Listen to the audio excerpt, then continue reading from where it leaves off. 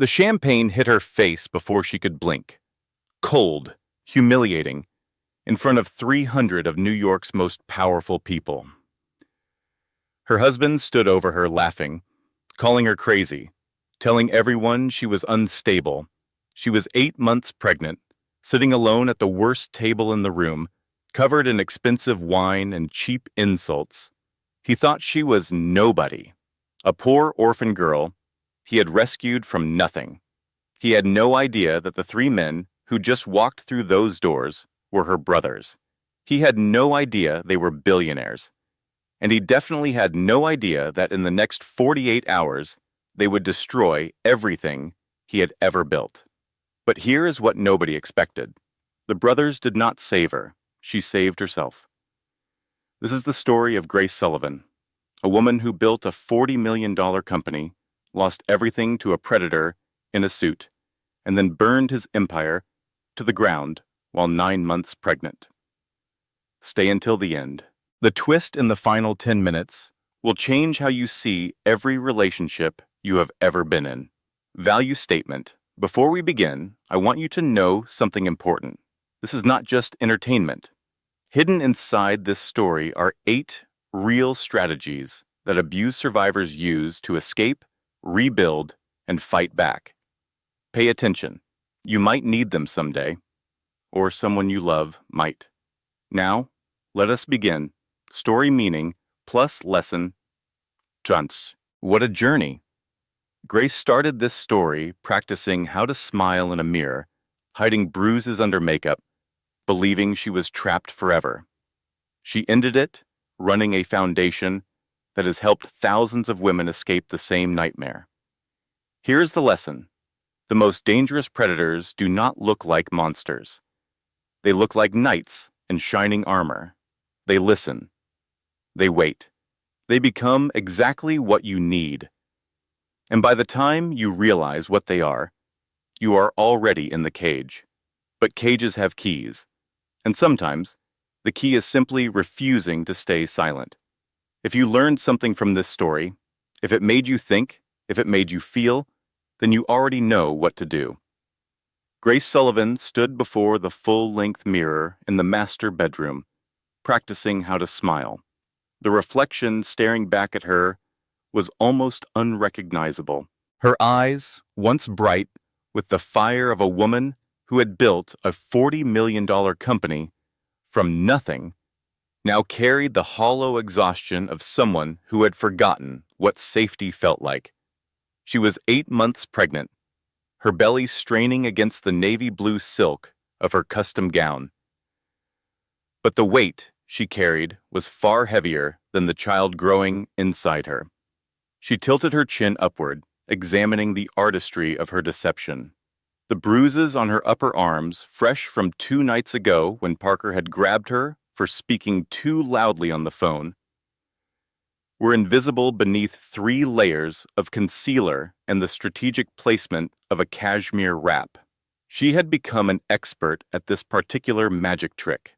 Hide the evidence, perform the role, survive another day.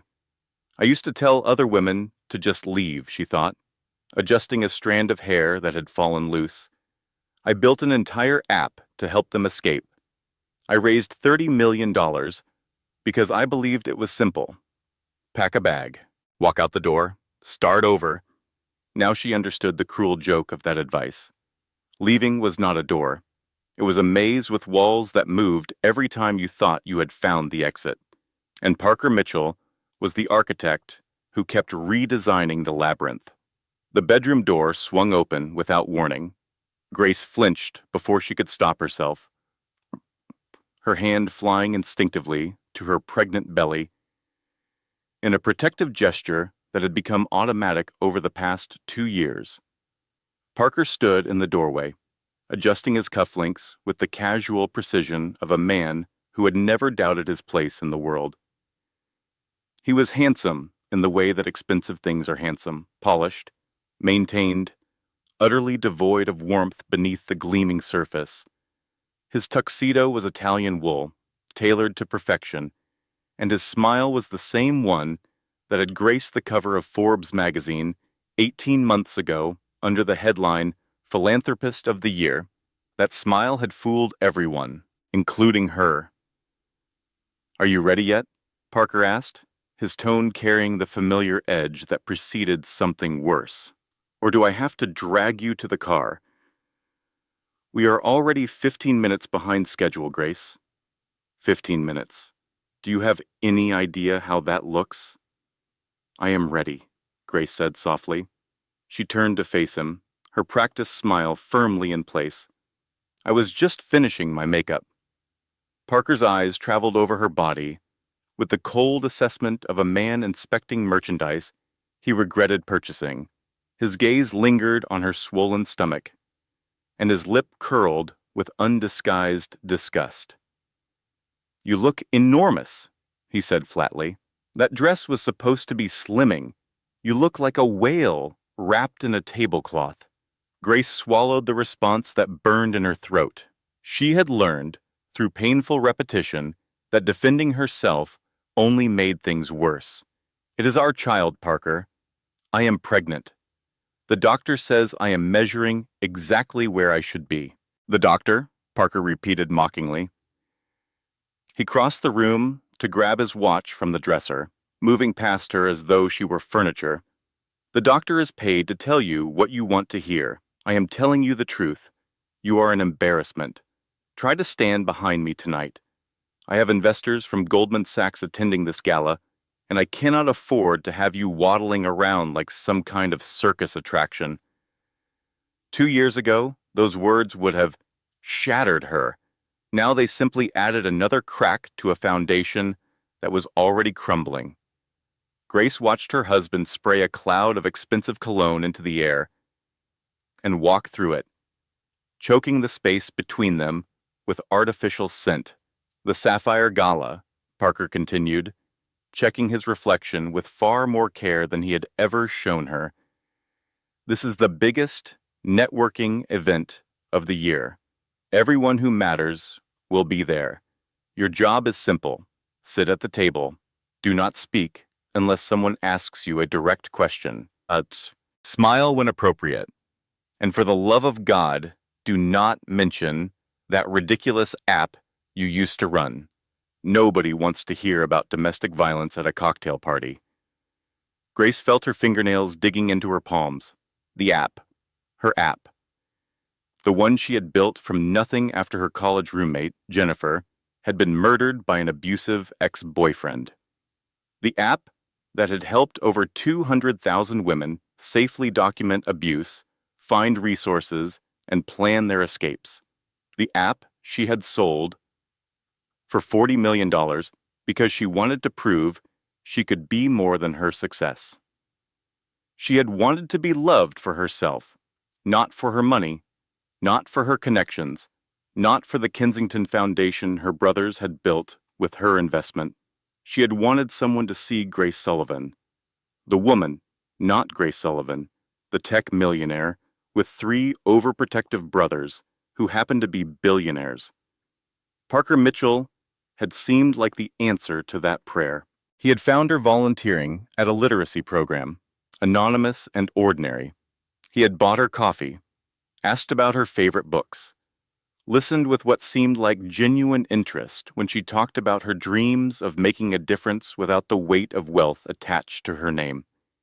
She had fallen in love with being normal. She had fallen in love with the idea that someone could want her without knowing what she was worth. The cruelest discoveries always come after the rings are exchanged. "The car is waiting," Parker announced, pocketing his phone. "And fix your hair. You have a strand loose. You look like a washerwoman who wandered into the wrong party." Grace reached up with trembling fingers, tucking the offending curl behind her ear. She caught her reflection one final time in the mirror and saw a stranger looking back. Somewhere beneath the concealer and the practiced smile, beneath the fear and the exhaustion, a small ember still glowed. She had not told Parker about her brothers. She had not told him about the $40 million sitting in trust accounts he could not touch. She had not told him that the phone hidden in the bottom of her makeup bag was a direct line to 3 men who would burn the world down to protect her. She had kept those secrets because she wanted to believe love was possible without leverage. Tonight, she was beginning to understand that some men only respond to power. Just get through tonight, she told herself, as she followed Parker toward the elevator. Just one more night. She had no way of knowing that this particular night would change everything. The limousine glided through the rain-slicked streets of Manhattan, its tinted windows transforming the city lights into blurred watercolors. Grace sat as far from Parker as the leather seat would allow, her hands folded protectively over her belly, watching the familiar landmarks pass like memories from another life. Central Park, the Metropolitan Museum, the corner coffee shop where Parker had first asked for her phone number. That coffee shop felt like it existed in a different universe now, a universe where she had been naive enough to believe in fairy tales. "Stop slouching," Parker said without looking up from his phone. "You look like a sack of potatoes. Sit up straight." Grace adjusted her posture automatically, wincing as the movement sent a sharp pain through her lower back. She had been on her feet all morning, forbidden from hiring help because Parker considered household staff an unnecessary expense, despite the penthouse they occupied being worth $14 million. "Parker," she said quietly, her voice barely above a whisper, "my back has been hurting all day. The doctor said I should not be on my feet for an extended period. Could we perhaps stay at the gala for just an hour or two and then come home early?" Parker finally looked up from his phone, his expression shifting from indifference to contempt. "An hour or two," he laughed, but there was no humor in the sound. "I paid $50,000 for a table at this event, Grace. $50,000. Do you have any concept of what that means? We will stay until I decide we leave. We will stay until I have spoken to everyone I need to speak to. We will stay until I say otherwise.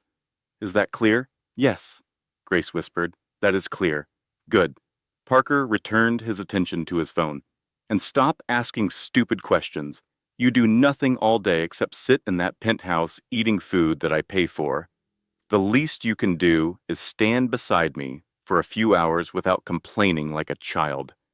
Grace turned her face toward the window so he would not see the tears gathering in her eyes. She blinked them back with practiced efficiency. Crying was not permitted. Crying made her weak. Crying gave him ammunition. "If you are going to be emotional," Parker added, as if reading her thoughts, "do it now. Get it out of your system. I will not have you embarrassing me at the gala with red eyes and a runny nose. The wives of powerful men do not cry in public." The wives of powerful men. Grace almost laughed at the irony. If Parker knew the truth about her family, about what she had walked away from, about the phone calls she had been ignoring for 3 years, his entire understanding of their marriage would collapse. Her brothers had tried to warn her. Marcus, the eldest, had run a background check on Parker within 48 hours of their first date. He had found the debts, the failed business ventures, the pattern of short relationships that ended abruptly and badly. He had begged Grace not to rush into anything. Derek, the middle brother, had offered to buy Parker off, $1 million to walk away and never contact her again. Grace had been furious at the suggestion. Evan, the youngest, had simply asked her one question that still haunted her. "Are you running toward him or away from us?" She had not answered because she knew the truth would hurt them. She was running away from the weight of being a Sullivan, away from the expectations, away from the guilt of having more money than she could ever spend, while women like her college roommate died because they could not afford to escape. She had wanted to be ordinary, to prove that she could survive without the safety net of billions. Now she was trapped in a cage of her own construction, and the man who held the key had no idea that the lock was not as secure as he believed. The limousine pulled up to the Pierre Hotel. its grand entrance blazing with light despite the rain. Photographers lined the red carpet, their cameras flashing like lightning strikes. Valets in crisp uniforms rushed to open doors for the arriving guests. Parker straightened his tie and checked his reflection in the tinted divider between them and the driver. "Remember what I told you," he said. "Smile, do not speak, stay out of the way, and try not to look so miserable. People will think I beat you or something." He laughed at his own joke. Grace did not laugh. They exited the limousine together, Parker's hand clamping around her upper arm with bruising force as he steered her toward the entrance. To the observers and photographers, it might have looked protective. Loving, even. Only Grace knew that his grip was a warning. Do not embarrass me. Do not speak out of turn. Do not be anything other than what I need you to be. The grand ballroom of the Pierre Hotel was a masterpiece of excess. Crystal chandeliers dripped from the ceiling like frozen waterfalls. Waiters in white gloves circulated with trays of champagne and caviar. A string quartet played softly in the corner, their elegant music nearly drowned out by the roar of conversation and performative laughter. Everyone who mattered in New York society was here. Hedge fund managers and their trophy wives. Real estate moguls comparing properties like baseball cards. Tech entrepreneurs who had made their first billion before turning 30. Philanthropists whose generosity always seemed to coincide with tax season. Grace knew this world. She had grown up adjacent to it, watching her brothers navigate its treacherous waters while she dreamed of something simpler, something real. Instead, she had married a man who saw her as a prop in his performance of success. Parker scanned the room with the hungry eyes of a predator selecting targets. "There," he said, releasing her arm with a dismissive push. "Table 12. Near the kitchen. Go sit down and stay there. I see James Whitmore by the bar, and I need to talk to him about a shipping contract." Grace stumbled slightly, catching herself on a nearby pillar. "Will you bring me a water?" she asked. "I am feeling a little dizzy." Parker was already walking away. "There are waiters everywhere, Grace. Use your brain." She watched him cross the ballroom, his demeanor transforming the moment he reached his first target. The cruel sneer vanished, replaced by a warm, charismatic smile. He clapped James Whitmore on the back like an old friend. He laughed at something another man said with the easy confidence of someone who belonged. This was his true talent. Not business, not leadership. Deception. Parker Mitchell could become whatever the situation required, shedding personalities like a snake sheds skin. Grace made her way through the crowd slowly, conscious of the eyes that followed her.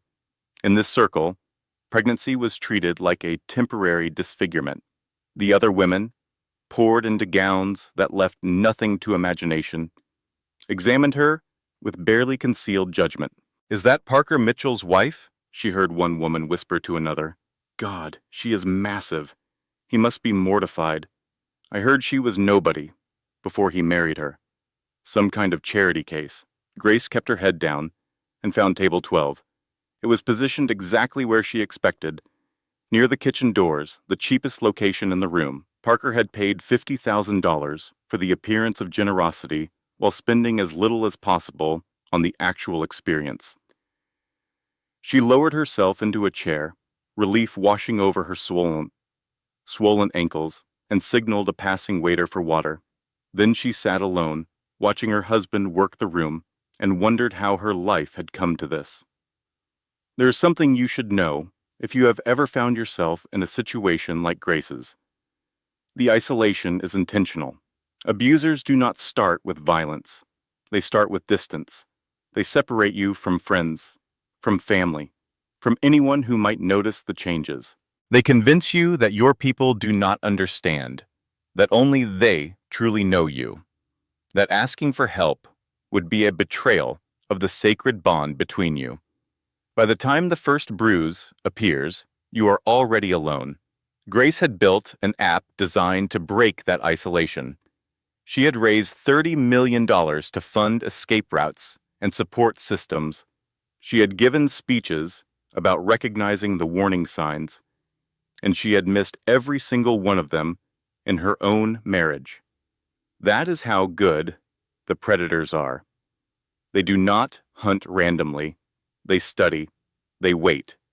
They identify exactly what you need to hear, and then they become the person who says it. Parker Mitchell had researched Grace Sullivan before their first meeting. He had known about her company, her wealth, her desperate desire to be loved for herself rather than her money. He had given her exactly what she wanted, and then he had taken everything else. 45 minutes passed, then an hour.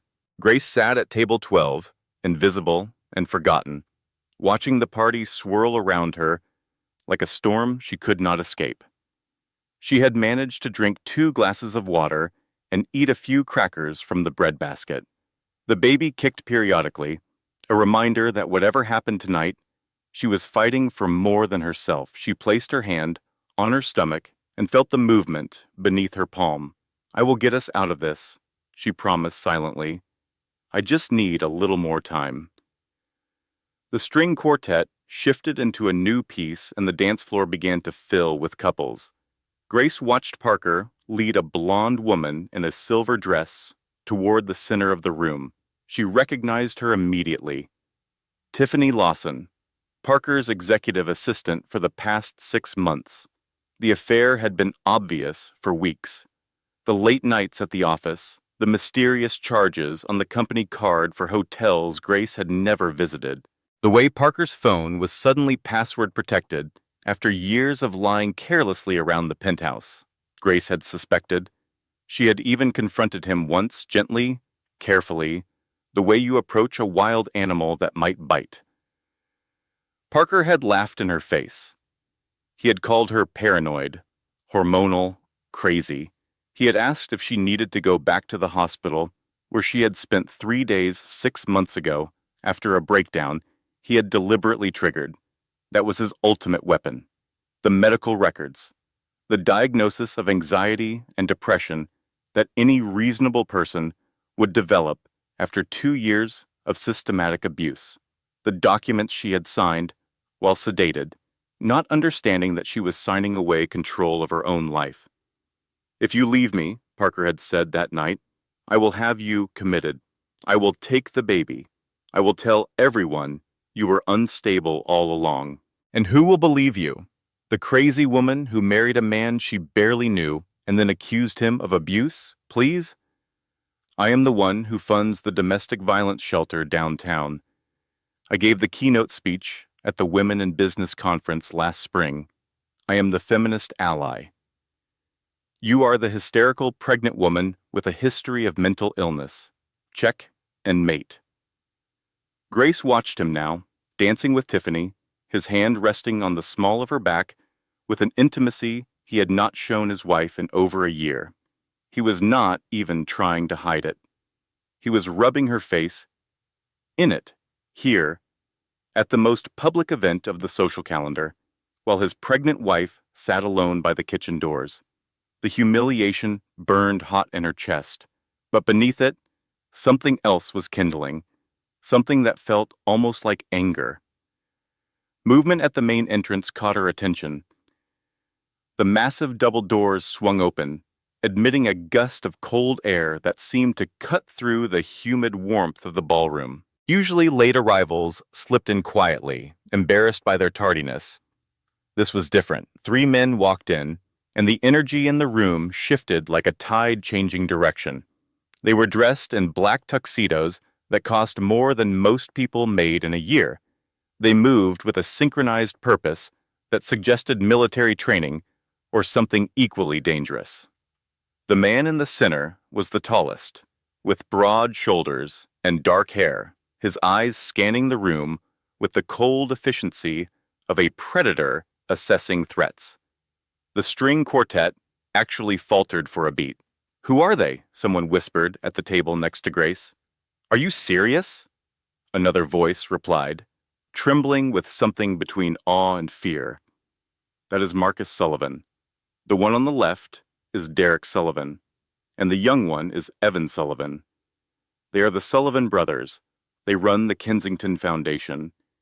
They basically own half of the shipping industry and a quarter of the hedge funds in New York. I heard they bought the entire media company last month just to fire one editor who wrote a negative article about their family. Grace's heart stopped. Her brothers. They were supposed to be in London. Derek had sent a text 3 weeks ago saying something about a conference in Switzerland. Marcus never traveled during hurricane season because his security firm had government contracts that required his presence. Evan had just started a new civil rights case that was supposed to keep him in California for months. They were not supposed to be here, but they were here, and they were scanning the room with expressions that made Grace's blood run cold. She gripped the tablecloth so hard her knuckles turned white. How? How had they known? She had been so careful. She had ignored their calls, deleted their messages, maintained the fiction that everything was fine, that she was happy, that she had made the right choice. The answer came to her in a flash of understanding. Monica, her best friend, the only person she had trusted with even a fraction of the truth. Monica Harper, who worked as an ER nurse and had seen the bruises during Grace's last visit. Monica, who had begged her to tell her brothers, to accept help, to stop pretending. Monica had betrayed her, or saved her. Grace was not yet sure which. Marcus whispered something to a hostess near the entrance. The woman's face went pale, and she pointed a trembling finger toward the back of the room, toward table 12. The brothers began to move. Parker, oblivious to the approaching storm, was still on the dance floor with Tiffany. He had his back to the entrance. He had not noticed the whispers spreading through the crowd like wildfire. He had not seen the 3 most powerful men in the room heading toward his wife. He did, however, notice when James Whitmore, the investor he had been trying to impress all night, suddenly excused himself and moved rapidly toward the bar with an expression of barely contained alarm. Parker's survival instincts kicked in. He released Tiffany and turned toward the commotion, his eyes scanning for the source of the disruption. His gaze landed on the Sullivan brothers. For a moment, Grace watched her husband's face cycle through recognition, calculation, and opportunity.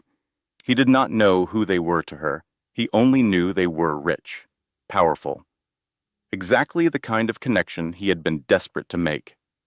Parker straightened his tie and intercepted the brothers in the middle of the dance floor. The room held its collective breath. "Mr. Sullivan," Parker said, his voice projecting that artificial warmth he wore like a costume. "Parker Mitchell, Mitchell Logistics. I have been trying to get a meeting with your procurement team for months. I think we could offer you rates that would significantly improve your supply chain efficiency." Marcus Sullivan did not break stride. He did not look at Parker's extended hand. He did not acknowledge his existence in any way. He simply walked through the space Parker occupied, forcing him to stumble backward to avoid being trampled. "Out of my way," Marcus said. His voice was a low rumble that carried across the silent ballroom like thunder. Parker's face flushed a deep, ugly crimson. The rejection had been public. Brutal, total. Scattered giggles erupted from the watching crowd. Tiffany, standing nearby, took a visible step backward, distancing herself from the embarrassment. And Parker, his ego wounded and his temper rising, looked for a target. His eyes found Grace. In his twisted logic, this was her fault. She was the reason he looked weak. She was the embarrassment sitting alone in her unflattering dress, making him seem like the kind of man who could not control his own household. He stormed toward table 12, snatching a glass of champagne from a passing waiter without breaking stride. Grace watched him approach, her heart hammering against her ribs. She saw the rage in his eyes, the set of his jaw, the way his hand tightened around the champagne flute. Parker, please, she whispered as he loomed over her. Everyone is watching. Let them watch, he spat, his voice rising with each word. I just got humiliated by Marcus Sullivan, and I look over here and see you slouching like some kind of diseased cow. You are an embarrassment, Grace. Look at you. You do not belong here. You have never belonged here. I want to go home, she said, tears pricking at her eyes. Please, I am not feeling well. We are not going anywhere until I fix this mess. Parker gestured wildly, Ishwa, with the champagne glass.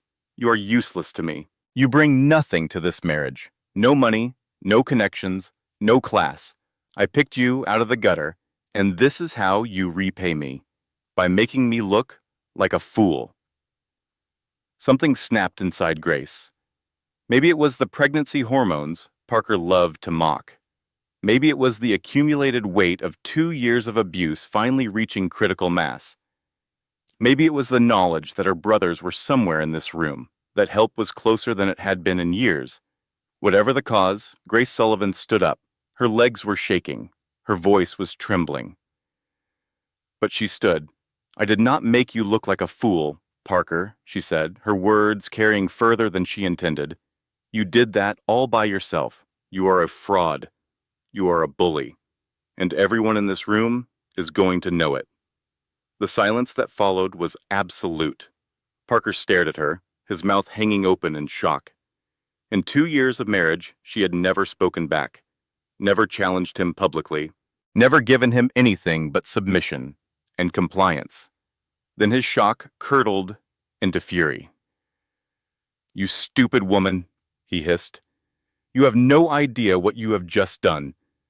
He raised the champagne glass, and he threw the contents directly into her face. The cold liquid hit her like a slap, soaking her hair, streaming down her cheeks, staining the bodice of her navy blue gown. The gasps from the surrounding crowd were audible. Phones were already appearing, recording the moment for posterity.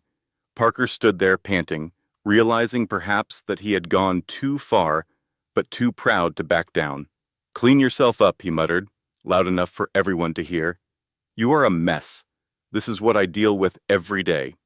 The mood swings, the hysteria. It is exhausting being married to a mentally unstable woman. Grace sat frozen, champagne dripping from her chin, mixing with tears she could no longer control. Then a shadow fell over the table. A shadow that smelled like expensive cologne and contained barely restrained violence. Parker turned around, expecting a waiter. Instead, he found himself chest to chest with Derek Sullivan. Derek was smiling, but it was the kind of smile that made sensible people check for the nearest exit. You seem to be having a rough night, Mr. Mitchell, Derek said pleasantly. Wife troubles? Parker blinked, confused by the attention. He recovered quickly, defaulting to his usual charm. Just a domestic disagreement, nothing serious. You know how women get during pregnancy. Hormonal, emotional, nothing to concern yourself with, Mr. Sullivan. Derek's smile widened. It did not reach his eyes. Is that so? Marcus stepped up beside Derek. Evan flanked the other side. They formed a wall of black wool and barely contained menace. 3 brothers united in purpose for the first time in 3 years. Did you just throw a drink on this woman? Marcus asked calmly. Her? Parker waved a dismissive hand toward Grace, who was still wiping champagne from her eyes. She is my wife. This is a private matter between a husband and wife. I'm sure you understand. Your wife, Derek repeated. Looking at Grace for the first time, he studied her face. The running mascara, the trembling lip, the way she shrank into herself like a child expecting a blow. Hello, Gracie. Parker froze. Grace looked up at her brothers.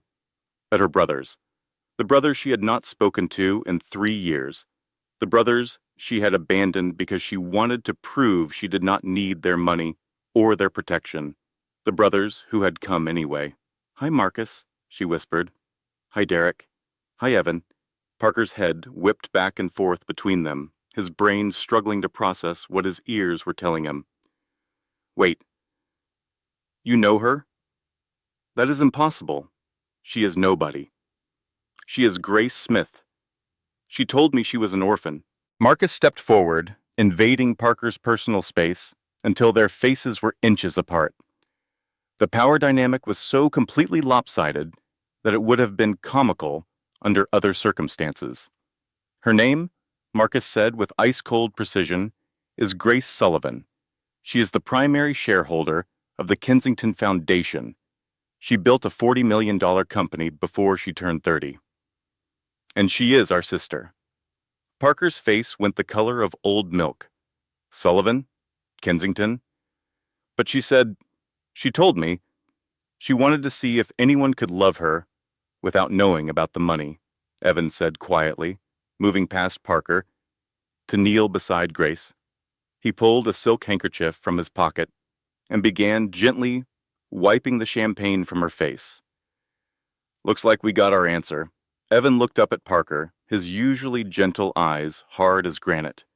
You failed the test, Mitchell. And now you are going to find out what happens when you mess with a Sullivan. Marcus pulled back his fist, and he hit Parker Mitchell with a punch that had 3 years of guilt and fury behind it. Parker dropped to the marble floor like a puppet with cut strings, unconscious before he hits the ground. The ballroom erupted. The presidential suite on the top floor of the Pierre Hotel was quiet. Too quiet after the chaos downstairs. Grace sat on a velvet sofa, wrapped in a warm blanket, sipping herbal tea that tasted like dust in her mouth. A private doctor summoned by Marcus had just finished checking her vital signs and assured everyone that both mother and baby were stable, though stressed and dehydrated. The baby's heartbeat is strong, the doctor said, packing his medical bag, but she needs rest. No more shouting matches, no more emotional upheaval. That child is depending on her to stay calm. Thank you, Dr. Thornton, Marcus said, shaking the man's hand and showing him to the door. We will make sure she is taken care of. When the door clicked shut, the suite suddenly felt enormous. Grace looked at her 3 brothers, these men she had abandoned, and felt the weight of 3 years of silence pressing down on her chest. Marcus stood by the window, staring out at the Manhattan skyline, with his hands clasped behind his back. Even in stillness, he radiated tension. Derek poured himself a scotch. From the minibar, his usual quick wit temporarily silenced. Evan sat on the coffee table directly in front of Grace, close enough to touch her, but holding back, waiting. I am sorry, Grace finally said. Her voice cracked on the words. I am so sorry. I lied to you. I pushed you away. I ran from everything we built together because I wanted to prove. I do not even know what I wanted to prove anymore. Evan reached out and took her hand. His grip was warm and gentle, so different from Parker's. Gracie, you do not have to apologize for wanting a life of your own. We understood. Dad put so much pressure on all of us. The expectations, the obligations, the constant scrutiny. We get why you needed space. It was not just the pressure, Grace admitted, staring down at her tea. I wanted to know that if someone loved me, it was for me, not for the trust fund, not for the connections, not for what I could do for their career. When I met Parker, he did not know anything about our family. He bought me coffee at a volunteer event. He asked about my favorite books. He seemed so normal. Derek set down his scotch glass. Predators always seem normal at first. They mirror what you want to see. They study you like a research project, and then become exactly what you need. That is how they get inside your defenses. Marcus turned from the window, his expression pained. When did it change? When did he start? He could not finish the sentence. After the wedding, Grace whispered, almost immediately, he started criticizing everything. My clothes, my cooking, the way I loaded the dishwasher. Small things at first, then bigger things. He cut off my access to my own bank accounts. He convinced me to invest everything through his financial advisor. He isolated me from my friends. He told me I was lucky he had rescued me from poverty. But you could have called us, Evan said gently. At any point, you could have picked up the phone. Grace shook her head, tears streaming down her cheeks. You do not understand. He has a recording of me having a mental breakdown. A breakdown he deliberately caused by gaslighting me for months. He had me hospitalized for 3 days. He had me sign documents while I was sedated. I did not know what I was signing, but now he has medical power of attorney. He is my legal guardian. The silence that followed was deafening. What exactly does that mean? Derek asked slowly, his legal mind already working through the implications. It means he controls everything, Grace said. My money, my medical decisions, my freedom. If I try to leave him, he can have me committed. He can take the baby the moment she is born. He can tell everyone I am mentally unstable, and he has the paperwork to prove it. Marcus's hands curled into fists. That is why you did not call. That is why you stayed. I was trapped. Grace's voice broke completely. I built an app to help women escape situations exactly like this, and I could not escape my own. Do you know how that feels? To be so helpless? To know exactly what is happening to you and be completely unable to stop it? The brothers exchanged glances. A silent communication passed between them, the kind of understanding that comes from growing up together, from facing a difficult father and a complicated family legacy as a united front. Derek Stoll pulled out his phone. I need to see those guardianship documents. If he had you sign them under duress while sedated, there may be grounds to have them invalidated. Marcus nodded. I will have my security team pull his financial records. If he has been misusing Grace's money, that is evidence of fraud. Evan squeezed Grace's hand. And I am going to file for a restraining order first thing in the morning. Whatever legal tricks he thinks he has, we have better lawyers.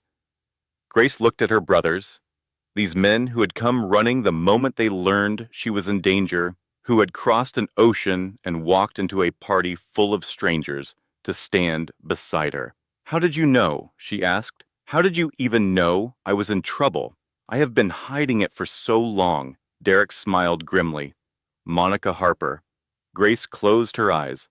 Monica, her best friend, the ER nurse who had treated her 3 months ago when she came in with mysterious bruising and would not make eye contact. She has been documenting everything for months, Derek continued. Photos of your injuries, recordings of his voicemails, medical records from your hospital visits. She broke your confidence because she was terrified you were going to end up dead. She called Marcus last week and told him everything. I should be angry at her, Grace said softly. I made her promise not to tell anyone. Marcus crossed the room and sat down beside her, pulling her into the kind of hug she had not received in 3 years. A big brother hug, solid and warm and safe. She saved your life, Marcus said, his voice rough with emotion. We are going to send her flowers, expensive flowers, maybe buy her a house. A sound escaped Grace that was half laugh, half sob. She buried her face in her brother's shoulder and let herself cry for real. Not the careful, controlled tears she permitted herself in the bathroom when Parker was asleep. Real crying, ugly crying, the kind that shakes your whole body and leaves you feeling wrung out, but somehow lighter. For the first time in 2 years, Grace Sullivan felt something that might have been hope. Then a loud banging on the suite door shattered the moment. Grace, I know you are in there. Parker's voice was muffled but unmistakable, hysterical, desperate. Open this door right now. That is my wife. You cannot kidnap her. I will call the police. I will sue every single one of you. Marcus's face hardened into stone. He looked at Derek, a question in his eyes. Derek nodded slowly. Let him in. We need to finish this conversation. Marcus walked to the door and threw it open. Parker Mitchell stumbled into the suite, looking like a completely different man than the one who had strutted into the gala hours earlier. His tie was missing. His shirt was unbuttoned. His jaw was already swelling from Marcus's punch, and his eyes had the wild, unfocused look of someone whose entire world had just collapsed. He stopped when he saw the brothers arrayed around Grace like a protective wall. For a moment, something like fear flickered across his features. Then he straightened, attempting to reassemble his shattered dignity. "Grace," he said, ignoring the men. "Baby, please come home. You are confused. These men are intimidating you. Whatever they told you, it is lies. I am your husband. I love you. We can work this out." Grace looked at him, really looked at him. For the first time in 2 years, the fog of fear and manipulation lifted, and she saw him clearly. A small man, a greedy man, a man who was terrified of losing his meal ticket now that he knew what it was actually worth. "You do not love me, Parker," she said. Her voice was steady now, calm. "You love owning me. You love controlling me. And you love the idea of my money now that you know it exists." "That is not true." Parker's voice cracked. He took a step toward her, hands outstretched. "Think about the baby. Our child needs a father. Families stay together. That is what families do." Marcus stepped between them, a solid wall of muscle and menace. "One more step," Marcus said quietly, "and you will not have legs to walk on. The baby is a Sullivan. You are a Mitchell. And as of tonight, those two names will never appear in the same sentence again." Parker's desperation curdled into something uglier. His eyes narrowed, his lips twisted into a sneer. "You think you have won?" he hissed. "You think this is over? We have a prenuptial agreement, Grace. If you leave me, you get nothing. Nothing. I made sure of it. My lawyer wrote that contract specifically to protect me from gold-digging wives who get ideas above their station." Derek actually laughed. He walked to a briefcase sitting on the desk and pulled out a thick file. "Ah, yes," Derek said. "The prenup. We read that too.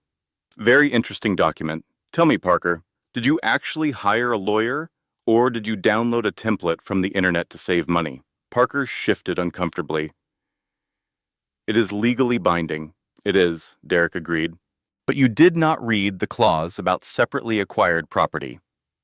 It states that any assets brought into the marriage remain the sole property of the original owner. Since Grace's trust fund and company shares existed before you ever met her, you have no claim to them. However, the clause about infidelity is very clear. If either party cheats, the marriage is voided and the cheating party forfeits all marital assets." Derek tossed a stack of photographs onto the coffee table. They were high-resolution images. Parker and Tiffany Lawson entering a hotel. Parker and Tiffany at a restaurant, holding hands. Parker and Tiffany in the window of his office, very late at night, very clearly not working.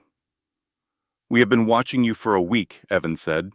"We have 4K video of you committing adultery. You get nothing.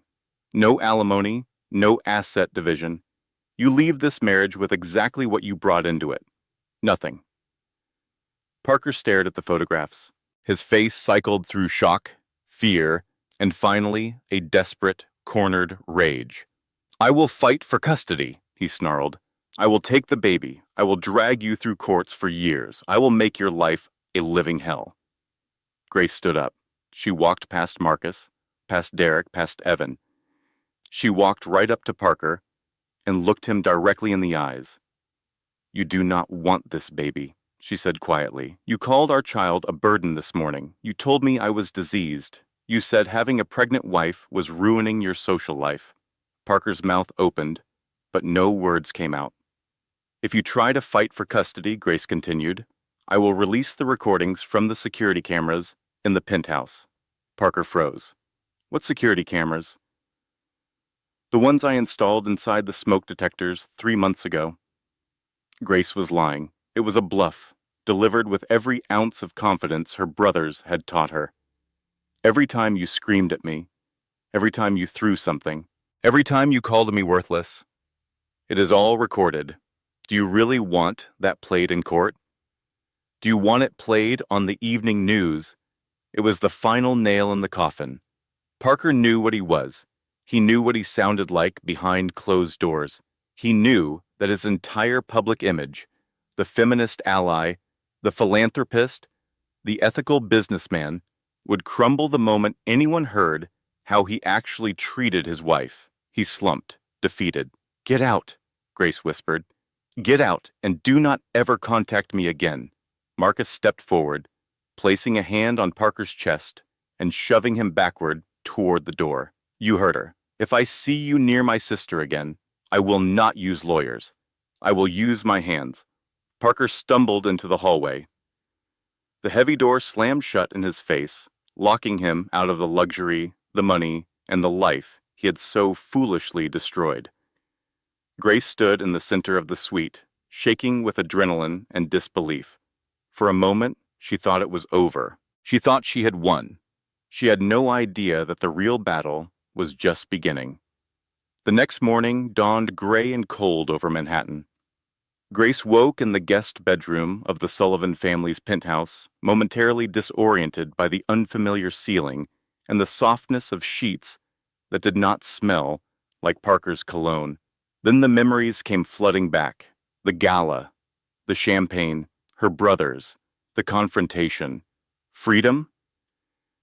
She sat up slowly, her hand automatically moving to her pregnant belly. The baby kicked in response, a strong, healthy movement that made Grace smile, despite everything. "We are going to be okay," she whispered. "I promise you. We are going to be okay." A knock at the door preceded Monica Harper's entrance.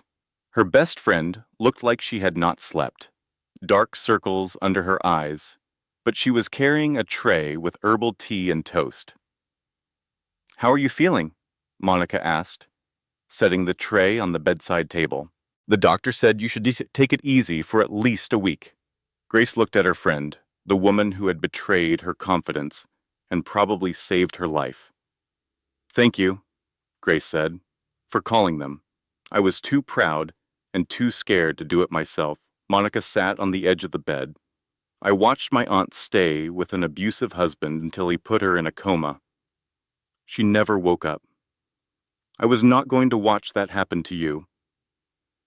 They sat in silence for a moment, two women who understood things about violence and survival that should not have to be understood. "Derek wants to see you in the main room," Monica finally said. "He has been on the phone with lawyers all night, something about the guardianship documents." Grace's stomach twisted with anxiety. The documents. The trap Parker had sprung while she was too drugged to understand what she was signing. The legal cage that was supposed to keep her imprisoned forever. She dressed quickly and made her way to the penthouse's main living area. Her brothers were already there. Marcus stood by the window, phone pressed to his ear, speaking in low, urgent tones. Evan had papers spread across the dining table, making notes in the margins. Derek was pacing, his expression troubled in a way that made Grace's heart sink. "What is it?" she asked. "What is wrong?" Derek stopped pacing. He turned to face her, and the look in his eyes told her everything she needed to know. "The guardianship documents are legitimate," Derek said flatly. "Parker's lawyer, his name is William Crawford. He is one of the best estate attorneys in the city. The paperwork was filed correctly. The signatures were witnessed. From a legal standpoint, Parker Mitchell is your medical guardian." Grace felt the floor shift beneath her feet. "But I was sedated. I did not know what I was signing." "I know," Derek said, "and we can argue that in court. But it will take months, maybe years. These cases are complicated. The burden of proof is on us to demonstrate that you were mentally incompetent at the time of signing, and that Parker deliberately exploited that incompetence. What about the abuse? Grace asked desperately. What about Monica's documentation? The photos? The recordings? Derek sighed. Helpful for the divorce proceedings and the criminal case. Not directly relevant to the guardianship issue. Those are separate legal matters handled by different courts. Marcus ended his call and turned from the window. There is more, he said grimly. I just spoke to our contact at the district attorney's office. Parker is claiming that you assaulted him last night. He has witnesses who saw you throw a drink at him. What it? Grace stared at her brother in disbelief. He threw the drink at me. Everyone saw it. He has a socialite named Dorothy Pemberton willing to testify that she saw you throw the drink first and that Parker was simply defending himself. Marcus's jaw tightened. Money can buy a lot of things, including memories. Grace sank onto the nearest sofa, her legs suddenly unable to support her weight. This could not be happening. After everything, after the confrontation, after standing up for herself, she was still trapped. There is something else, Evan said quietly. He looked up from his papers, his expression pained. I reviewed the trust documents Derek set up to manage your company's sale proceeds. Parker's financial advisor, the one you transferred everything to. His name is Raymond Cole. He is not actually a licensed financial advisor. He is a private investigator. A private investigator? Grace repeated. I do not understand. Parker hired him 2 years before you met. Evan slid a document across the table. This is an invoice for surveillance services. Your name is on it. Parker was watching you, Grace. He knew exactly who you were and what you were worth before he ever introduced himself at that literacy event. The room spun. The chance meeting that was not chance. The patience that was not patience. The love that was never love. It was all a con. From the very beginning, Grace had been the mark in an elaborate scheme to steal her fortune. He researched me, Grace whispered. He targeted me. The whole relationship was a lie. Marcus crossed the room in 3 strides and knelt before his sister, taking her hands in his. Grace, look at me. We are going to fix this. We have more resources than he does. We have better lawyers than he does. This is going to take time, but we will untangle every thread of this trap he built around you. Time, Grace repeated. She laughed bitterly. I do not have time, Marcus. This baby is due in 4 weeks. Under the guardianship, Parker can be present at the delivery. He can make medical decisions about my care. He can take the baby home with him if he convinces a judge that I am unfit. Then we accelerate everything, Derek said. He pulled out his phone. I am calling an emergency meeting with every lawyer on our payroll. We file motions tomorrow morning. We get a sympathetic judge assigned. We bury Parker in so much paperwork that he cannot see straight. And if that does not work? Grace asked. The brothers exchanged glances. Then we explore other options, Marcus said. His tone suggested those options existed in a gray area of the law. No, Grace shook her head. I appreciate what you are willing to do for me, but I will not become the kind of person who breaks the law to get what she wants. I built my app because I believed in the system. I believed that if women had the right information and the right support, the system would protect them. The system failed you, Monica said quietly from the doorway. Then I need to fix the system. Grace met her friend's eyes, not go around it. The moment hung in the air, heavy with frustration and helplessness. Then Derek's phone rang. He answered, listened, and his face went pale. That was building security, he said. Parker's lawyer is downstairs.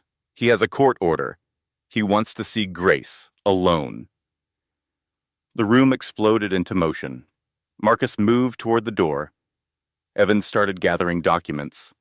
Monica positioned herself next to Grace, like a bodyguard. He cannot just demand access, Evan protested. We have not even filed for divorce yet. The court order is not about the divorce, Derek said. His voice was hollow. It is about the baby. Parker filed for emergency custody this morning. He is claiming Grace is suicidal and poses an immediate threat to the unborn child. The judge signed off an hour ago. Grace felt the blood drain from her face. Emergency custody. Before the baby was even born. Parker was not just fighting to keep his prize. He was fighting to take her child. "Let the lawyer up," Grace said. The brothers turned to stare at her. "Are you insane?" Marcus demanded. "You are not meeting with that snake without representation." Grace stood up, drawing on reserves of strength she did not know she possessed. "If I refuse to see him, it looks like I have something to hide. It looks like I am the unstable, paranoid woman Parker has been painting me as. Let him come up. Let him say whatever he has to say, and let him underestimate me one more time."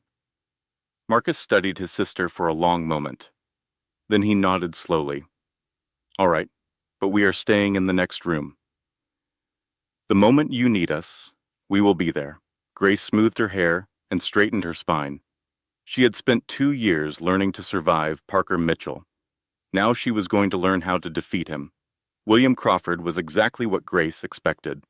A man in his 60s, with silver hair, expensive cufflinks, and the cold eyes of someone who had spent decades destroying families for billable hours. He sat across from her in the living room, a leather briefcase open on the coffee table between them, papers fanned out like an accusation. "Mrs. Mitchell," Crawford began smoothly, "I appreciate you agreeing to see me. My client is deeply concerned about your well-being and the well-being of your unborn child. Your client threw champagne in my face at a public event last night," Grace replied. "His concern is noted." Crawford smiled thinly. "My client was provoked. Multiple witnesses observed you becoming hysterical and making wild accusations. In his distress, he reacted poorly. He deeply regrets the incident and has already checked himself into an anger management program to address his behavior." Grace almost laughed. Parker Mitchell, voluntarily attending therapy, the man who believed psychologists were charlatans and emotions were for the weak? "How convenient," she said. "The point, Mrs. Mitchell," Crawford continued, "is that my client wants to resolve this matter quietly and amicably. He has no desire to drag your name through the court. He understands that you have been under tremendous stress, and he believes that with proper treatment, you can recover your mental stability." "My mental stability," Grace repeated. "Is that what we are calling it?" Crawford's smile did not waver. "You have a documented history of psychiatric hospitalization. You have exhibited erratic behavior in public settings. You made unfounded accusations against a respected businessman and philanthropist. The court has reviewed the evidence and determined that you pose a potential threat to your unborn child. This is not personal, Mrs. Mitchell. This is simply the law." Grace leaned forward. "Let me tell you what I see, Mr. Crawford. I see a man who targeted a wealthy woman, isolated her from her family, systematically destroyed her self-esteem, and then used the mental health crisis he deliberately caused to seize legal control of her assets. I see embezzlement, fraud, and domestic abuse hiding behind expensive lawyers and charitable donations. I see a house of cards that is going to collapse the moment someone looks at it closely." Crawford's smile finally faded. "That is a very serious accusation. It is a very serious situation." For a long moment, they stared at each other across the coffee table. Then Crawford reached into his briefcase and withdrew a photograph. "Do you recognize this woman?" he asked. Grace looked at the image. It showed a blonde woman, approximately 40 years old, walking down a city street. She looked tired, defeated. There were dark circles under her eyes. "No," Grace said. "I do not know who that is. Her name is Virginia Hartley." Crawford's voice was casual, but his eyes were watchful. "She is Parker's mother. Everyone thinks she died 12 years ago. Car accident. Very tragic. But as you can see from this photograph, taken 3 days ago, in Boca Raton, Florida. She is very much alive. Grace's brow furrowed. I do not understand. What does Parker's mother have to do with this? Crawford tucked the photograph back into his briefcase. Virginia Hartley was diagnosed with severe bipolar disorder in her 30s. Her husband, Richard Hartley, had her committed to a psychiatric facility for her own protection. When she was eventually released, she chose to disappear rather than return to her family. She changed her name, cut all ties, let everyone believe she had died. He leaned forward, his eyes boring into Grace's. The point, Mrs. Mitchell, is that mental illness runs in families.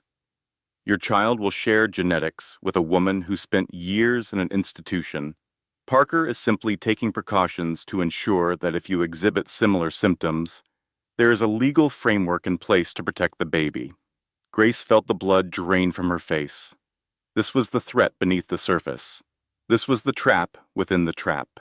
They were going to use Parker's mother's history to argue that Grace's child might inherit mental instability.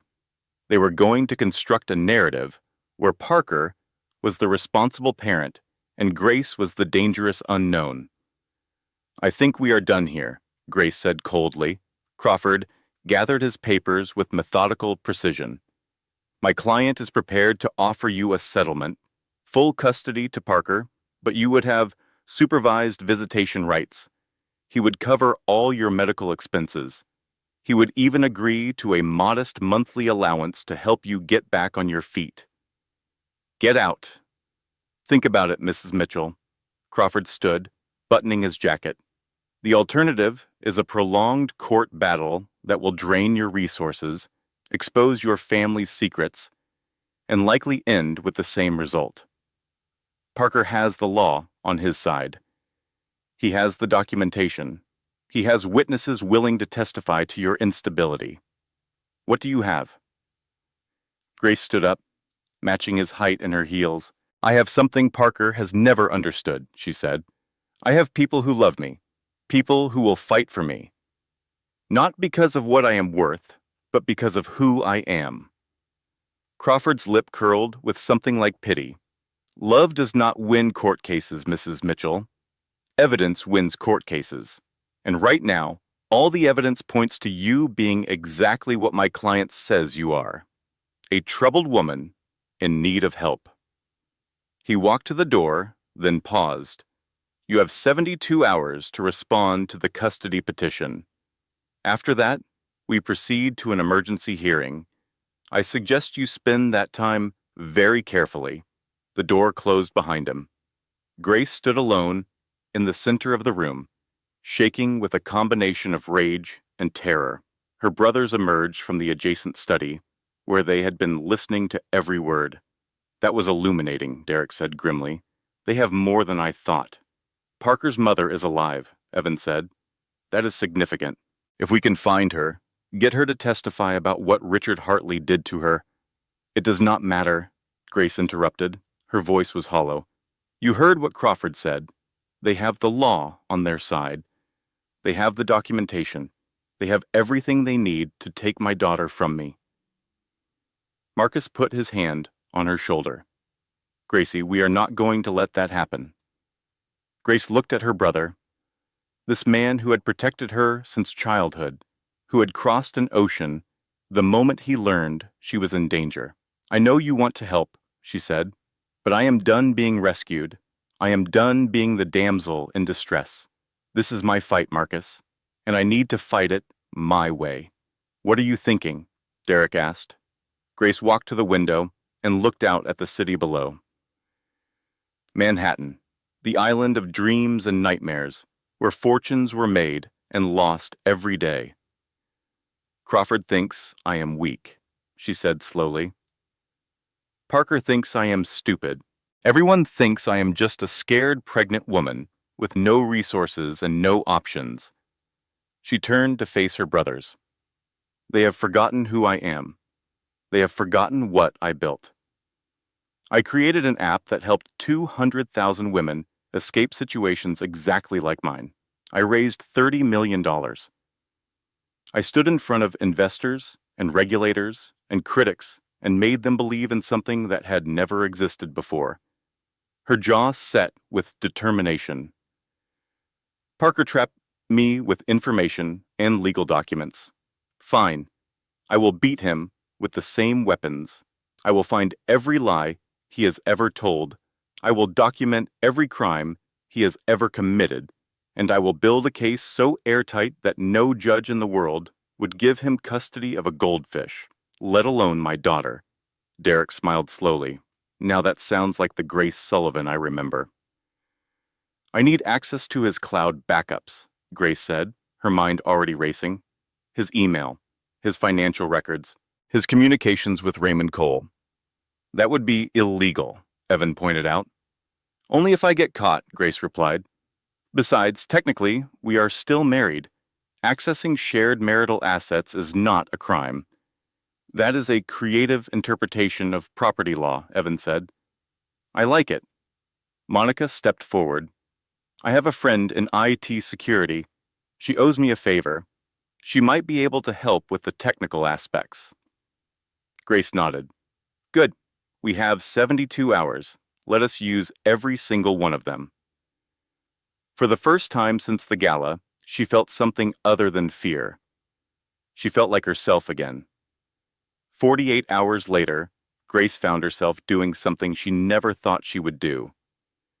She was breaking into her husband's office. It was 2 a.m. The Mitchell Logistics building was theoretically empty, but Parker's head of security, Frank Reynolds, was known to do random sweeps throughout the night. They had a window of approximately 30 minutes. This is insane, Monica whispered beside her. You are 8 months pregnant. You should be in bed eating ice cream and watching Netflix. I will eat ice cream when my daughter is safe, Grace replied. She punched a code into the back entrance keypad. The code Parker did not know she knew, memorized from watching him enter it a dozen times. The door clicked open. They moved through the darkened building in silence. Derek had provided them with the location of Parker's private server. Evan had arranged for a distraction to keep Frank Reynolds occupied on the other side of the building. Marcus was waiting in a car around the corner, ready to extract them at a moment's notice. It was a family operation. The Sullivan siblings working together for the first time in years. The office was on the 7th floor. Grace used her key card, praying that Parker had not yet revoked her access. The light flashed green. The door opened. Parker's corner office was exactly as she remembered it. Expensive furniture,